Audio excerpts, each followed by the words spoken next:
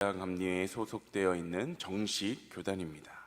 그런데 우리 교회처럼 정식 교단이 아닌 교회의 모습을 가지고 있긴 하지만 하나님 나라에 대한 제대로 된 복음 선포가 아니라 가짜 교리로 사람들을 미혹하고 하나님 나라의 영광을 가리는 이단, 또 사이비 종교가 있습니다. 사실 우리는 이단이라는 말과 사이비 종교라는 말을 혼용하여 사용하는데 이것도 엄밀히 따지고 보면 다른 말입니다. 간단히 말하면 이단은 기존 종교의 교리에서 다른 방향으로 해석하여 가르치는 이들입니다.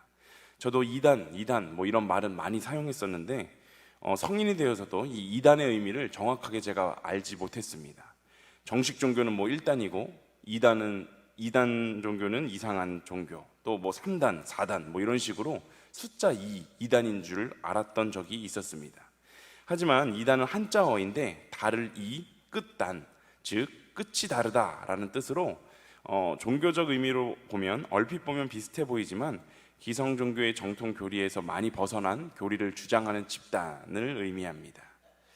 사이비 종교는 기존 교리든 변질된 교리든 교리를 악용하여 이익을 얻으려는 이들인데, 즉 사기꾼이라는 말입니다.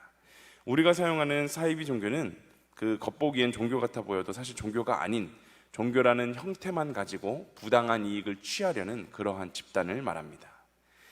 그런데 요새 사이비 종교보다 이단들이 더 무서운 점은, 사이비는 누가 봐도 이상하기 때문에 사람들이 비록 그곳에 잠시 현혹됐다 할지라도 많은 사람들이 그게 이상한 종교다라는 것도 이야기해주고 또 본인도 깨닫는 바가 있어서 털고 나오는 경우들이 좀 많이 있는데, 오히려 이단은 기존 종교의 교리를 아주 교묘하게 이용해서 자신들이 종교인 양 행세하며 사람들의 영혼을 갉아먹고 또 실체를 파악하기가 어려워서 그것들에 깊이 빠지게 된다는 점입니다. 너무나도 많은 이단들이 있지만 제일 잘 아시는 신천지나 제7일 안식교 같은 경우는 대놓고 사회적으로 무리를 일으키지도 않고 또 오히려 사회에 많은 돈을 의탁하면서 이렇게 봉사를 하기도 하고, 또 교회를 다니지 않는 사람들이 보기엔 신천지든 제7일 안식교든 그냥 다 교회라는 말을 쓰기 때문에 우리 같은 정통교단과 차이점을 알기가 어려워서 그 이단에 미혹되기 시작하면 정말 좀 어려운 그 피해가 심각합니다. 2022년 2월 28일에 쓰인 한 기사에 따르면 이단에 미혹된 신도가 200만 명을 넘어서는 등 우리나라의 이단 문제는 날로 악화가 되고 있다고 합니다. 전문가들은 실효성이 있는 이단 예방을 위해 이단에 빠지는 심리를 바로 알고 한국교회가 이에 맞춰 대응해야 한다라고 목소리를 높이고 있습니다. 기사에 등장하는 A씨는 친절하게 다가온 한 신도에게 매료되어서 이단 집단에 빠졌다가 탈퇴 후에 정신적인 질병까지 얻었지만 이단 신도와의 관계는 여전히 놓지 못하고 그리워했다라고 이야기합니다. 전문가들은 탈퇴자가 이단 집단에 속았다는 배신감에도 그 안의 관계를 그리워하는 것은 그만큼 이단에 빠졌던 그 신도들이 경험해보지 못한 친절함과 따뜻함으로 접근해서 심리적인 결핍을 공략하기 때문이다라고 말했습니다. 전문가들에 따르면 이단 사이비 집단은 정서적으로 공허하고 결핍이 있는 이들의 정보를 파악해서 문화행사, 또 심리상담, 설문조사 등의 방식으로 다가가고 이후에는 집단의 끈끈한 소속감과 유대감을 경험하게 하면서 탈퇴할 수 없도록 만든다고 합니다. 이렇게 거짓 교사들을 제대로 분별하지 못하면 여기에 있는 우리라고 해서 이단의 유혹에서부터 자유로운 것이 아니다라는 경각심을 우리가 좀 깨달았으면 좋겠습니다. 오늘 우리가 함께 읽은 본문 베드로후서 2장의 초반부부터 시작된 그 내용의 연속 부분인데, 거짓 교사들의 특징과 그들에 대한 심판 선언이 계속됩니다. 거짓 교사, 즉 이단은 오늘날만의 문제가 아니라 오래전 하나님의 복음이 전파되면서부터 그 진리와 함께 항상 함께 존재해오던 문제였습니다. 베드로후서 2장 1절부터 오늘 본문 바로 앞인 9절까지는 거짓 교사의 출현 예고와 거짓 교사에 대한 심판의 확실성을 강조하고 있으며, 오늘 우리가 함께 읽은 본문은 거짓 교사들의 영적, 도덕적 부패상을 조목조목 지적하고 있습니다. 오늘날 이단이나 사이비 종교를 따르는 사람들의 특징과 그들의 최후라고도 볼 수 있겠는데, 오늘 본문의 말씀을 살펴보며 하나님이 우리에게 주시는 영적인 교훈을 함께 나눠보도록 하겠습니다. 사도 베드로는 거짓 선생들을 다양한 말로 지금 설명을 하고 있습니다. 10절에는 이들은 당돌하고 자긍하며 떨지 않고 영광 있는 자들을 비방하거니와 라고 말합니다. 여기서 당돌하다는 의미는 좋은 의미의 당돌함이 아니라 자기 만족과 육체적 쾌감을 추구하는 일에 있어서 뻔뻔스럽고 자만심이 굉장히 강한 것을 이야기합니다. 거짓 선생들은 하나님의 뜻에는 아랑곳하지 않고 오직 자신들의 뜻만을 내세우는 고집쟁이들입니다. 그들은 하나님의 뜻보다는 오히려 자신의 뜻을 더욱더 우위에 둡니다. 이런 사람들에게 있어서 하나님은 단지 자신의 필요에 의해 존재하는, 자신의 필요한 것을 이루어 주시는 그런 수단일 뿐입니다. 하지만 분명한 사실은 하나님의 뜻을 무시하고 자신의 뜻을 내세우는 자들은 모두 하나님의 심판을 피할 수가 없다는 것입니다. 우리는 오직 하나님의 뜻을 구하고 하나님의 그 뜻 안에 거하는 삶을 살아내야 합니다. 이것이 바로 진정한 그리스도인이기 때문입니다. 12절은 이렇게 이야기합니다. 우리가 함께 읽어보겠습니다. 12절입니다. 그러나 이 사람들은 본래 잡혀 죽기 위하여 난 이상 없는 짐승 같아서 그 알지 못하는 것을 비방하고 그들의 멸망 가운데서 멸망을 당하며. 아멘. 베드로는 거짓 교사들을 지금 이성 없는 짐승에 비유하고 있습니다. 그들은 짐승처럼 무지하고 비이성적이며 육적인 본능을 따른다는 것입니다. 그러므로 교만하게 알지 못하는 것을 비방합니다. 우리들도 흔히 하는 말 중에 이런 말이 있죠. 어이구, 짐승만도 못한 놈. 베드로도 이 같은 강한 표현을 사용해서 거짓 교사의 무익함을 폭로하고 또 그들의 불의와 교만에 대해서 지금 경고하고 있는 것입니다. 또한 그들은 멸망 가운데서 멸망을 당한다라고 말합니다. 짐승들은 결국 잡혀 죽임을 당하듯이 거짓 교사의 최후도 멸망뿐임을 잘 이야기합니다. 13절에는 거짓 교사를 불의의 값으로 불의를 당하며 낮에 즐기고 노는 것을 기쁘게 여기는 자들이니 점과 흠이라 라고 이야기합니다. 거짓 교사들은 그들이 저지른 불의의 대가로 그들도 불의를 당할 것입니다. 거짓 교사들은 낮에 즐기고 노는 것을 기쁘게 여기는 자다라고 말하고 있는데, 우리말로 낮에 즐기고 노는 자라는 표현이 별로 부정적인 느낌이 들지는 않지만 이 뜻의, 이 말의 원어적인 의미를 살펴보면 사치스러운 삶, 호화로운 삶, 욕망의 충족 등을 의미하는 말입니다. 즉 낮에 사치를 부리고 욕망을 제어하지 못하며 마음대로 사는 사람들이라고 우리가 이해할 수 있습니다. 14절은 거짓 교사의 특징을 이렇게 말합니다. 함께 한번 읽어보겠습니다. 14절입니다. 음심이 가득한 눈을 가지고 범죄하기를 그치지 아니하고 굳세지 못한 영혼들을 유혹하며 탐욕에 연단된 마음을 가진 자들이니 저주의 자식이라. 거짓 교사들은 음란한 눈으로 죄 짓기를 그치지 않습니다. 그들은 말씀 위에 굳게 서 있지 못한 자들을 또 유혹합니다. 우리는 거짓 교사들의 유혹을 이기기 위해서는 진리의 말씀 위에 굳게 서 있어야 된다고 항상 이야기합니다. 말씀을 통해 그들의 유혹이 잘못된 것임을 우리는 분별할 줄 알아야 합니다. 그들의 또 다른 특징은 탐욕인데, 베드로는 그들이 탐욕에 연단된 마음을 가졌다라고 지금 표현하고 있습니다. 운동선수가 몸을 단련하듯이 그들은 탐욕으로 단련되어서 저주 아래에 있는 자들입니다.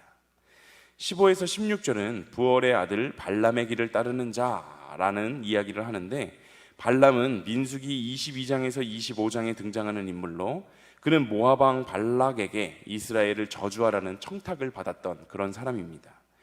처음에는 하나님을 두려워해서 그 발람도 그 발락의 부탁을 거절했지만 재물에 눈이 어두워진 그는 결국 그 발락의 청탁을 받아들입니다.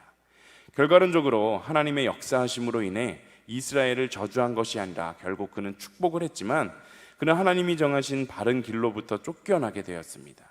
그가 바른 길로부터 쫓겨나게 된 이유는 바로 15절 하반절, 그가 불의의 삭슬 사랑하다가 라고 이야기합니다. 즉 거짓 교사는 불의의 삭슬 사랑합니다. 사랑하는 불의의 삭슬 위에 자기의 말을 하나님의 말인 것처럼 거짓으로 전하는 사람들입니다. 자기의 말을 하나님의 말인 것처럼 거짓으로 전하는 이것은 말씀을 전하는 자에게만 해당하는 것이 아니라 우리 모두에게도 적용을 해볼 수가 있습니다. 예를 들면 우리가 성경을 읽고 묵상할 때 모든 내용을 정말 정직하고 진실한 마음으로 그 말씀을 받을 때보다 내 입맛에 맞는 말씀만 골라내고 또 내 입맛에 맞지 않는 말씀을 뱉어버리는 일들이 얼마나 많습니까? 성경책에 보면 너희가 잘 될 거야, 너희에게 내가 복을 줄 거야, 축복의 말씀에는 형광펜으로 진하게 줄이 그어져 있지만 너희가 이렇게 저렇게 꼭 해야 돼, 마음에 부담이 되는 경고와 겉면의 말씀은 그냥 넘어간 적들이 너무나도 많지 않으십니까?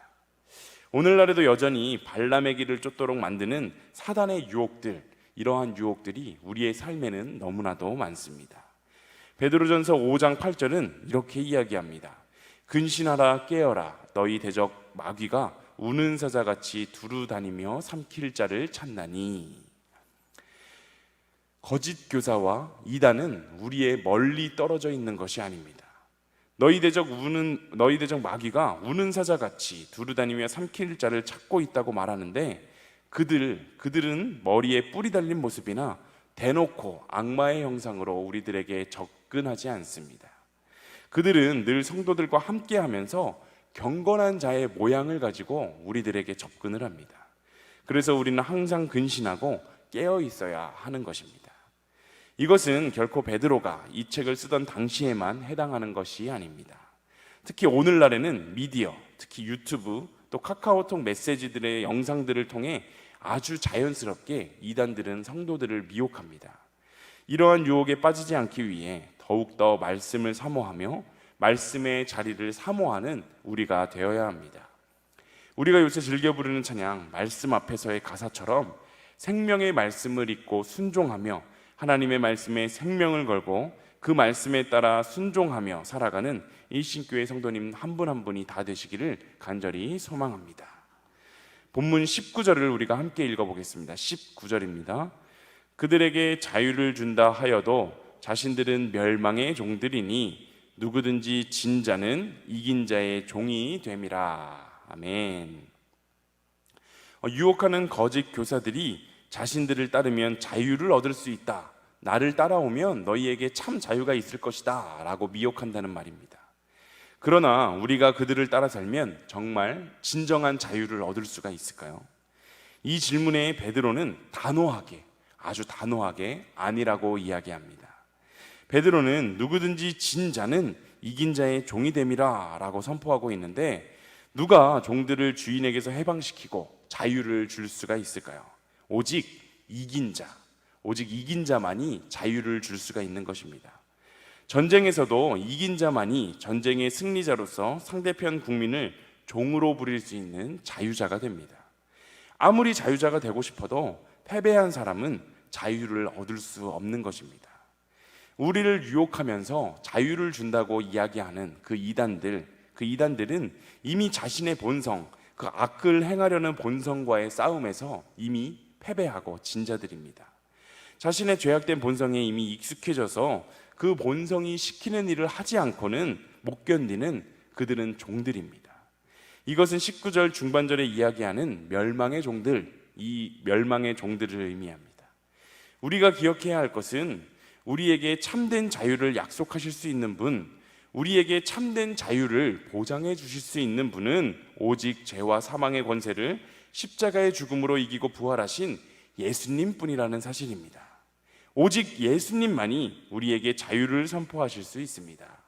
고린도후서 3장 17절은 이렇게 말합니다. 주는 영이시니 주의 영이 계신 곳에는 자유가 있느니라. 아멘. 오직 예수 그리스도가 계신 곳에만 자유가 있습니다. 우리는 이 사실을 다시 한번 마음에 굳게 새기고 살아야 합니다. 이 세상에 있는 수많은 것들이 우리의 연약한 부분을 미혹하려고 우리에게 갖은 거짓말과 거짓 영을 불어넣습니다. 그러나 세상의 물질이나 쾌락은 우리들에게 결코 참 자유를 줄 수 없고 오직 예수 그리스도만이 우리에게 참 자유를 주실 수 있는 분임을 우리가 반드시 기억하였으면 좋겠습니다. 오늘 우리가 함께 나눈 본문은 많은 저를 할애하여서 거짓 교사들에 대해서 설명을 하고 그들의 최후에는 죽음과 심판뿐임을 우리에게 잘 보여주었습니다. 말씀을 통해 거짓 교사의 실체를 깨달았다면 이제 우리는 참된 성도, 참된 믿음의 사람이 되기 위해서 이 시간 결단해야 합니다. 거짓 교사에 대한 경고는 참된 성도가 되라는 당부의 뜻을 담고 있기도 하기 때문입니다.